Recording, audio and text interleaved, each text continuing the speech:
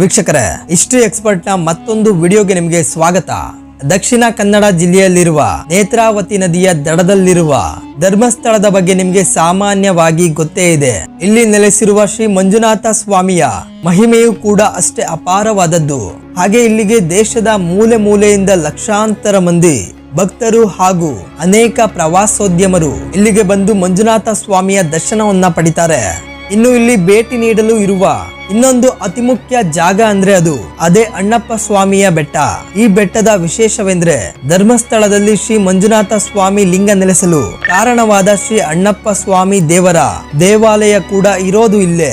ಶ್ರೀ ಕ್ಷೇತ್ರ ಧರ್ಮಸ್ಥಳಕ್ಕೆ ಭೇಟಿ ನೀಡಿದಾಗ ಮಂಜುನಾಥ ಸ್ವಾಮಿಯ ಜೊತೆ ಅಣ್ಣಪ್ಪ ದೇವರ ದರ್ಶನವನ್ನ ಕೂಡ ಮಾಡೋದು ಎಷ್ಟು ಮುಖ್ಯ ಅನ್ನೋದು ಇಲ್ಲಿಗೆ ಭೇಟಿ ನೀಡೋ ಭಕ್ತಾದಿಗಳಿಗೆ ಗೊತ್ತೇ ಇದೆ.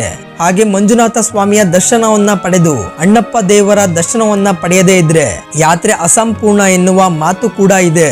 ಹಾಗಿದ್ರೆ ಇವತ್ತಿನ ಈ ವಿಡಿಯೋದಲ್ಲಿ ಈ ಅಣ್ಣಪ್ಪ ಸ್ವಾಮಿ ಯಾರು, ಹಾಗೆ ಶಿವನ ರೂಪವೇ ಎನ್ನಲಾಗೋ ಈ ಅಣ್ಣಪ್ಪ ಸ್ವಾಮಿಯ ಇತಿಹಾಸ ಏನು, ಮಂಜುನಾಥ ಸ್ವಾಮಿಯ ಜೊತೆಗೆ ಅಣ್ಣಪ್ಪ ಸ್ವಾಮಿಯ ದರ್ಶನವನ್ನ ಪಡೆಯದೇ ಇದ್ರೆ ಏನಾಗುತ್ತೆ ಗೊತ್ತಾ, ಮುಂದುವರೆದು ಶ್ರೀ ಅಣ್ಣಪ್ಪ ದೈವದ ದೇವಾಲಯದ ನಿಗೂಢತೆಗಳೇನು ಅನ್ನೋದನ್ನ ಕೂಡ ಈ ವಿಡಿಯೋದಲ್ಲಿ ಹೇಳ್ತೀವಿ.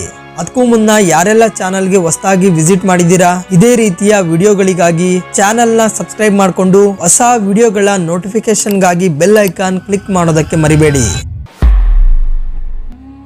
ವೀಕ್ಷಕರೇ, ಶ್ರೀ ಅಣ್ಣಪ್ಪ ಸ್ವಾಮಿ ದೈವ ಅಂದ್ರೆ ನಿಮ್ಗೆ ಸಾಮಾನ್ಯವಾಗಿ ಗೊತ್ತೇ ಇದೆ.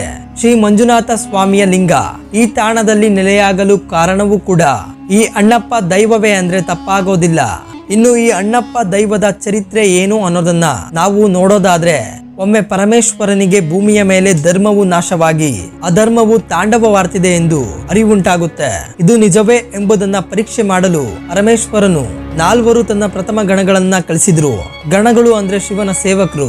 ಆ 4 ಗಣಗಳೆಂದ್ರೆ ಕಾಳರಾಹು, ಕುಮಾರಸ್ವಾಮಿ, ಕಳರ್ಕಾಯ್ ಹಾಗೂ ಕನ್ಯಾಕುಮಾರಿ.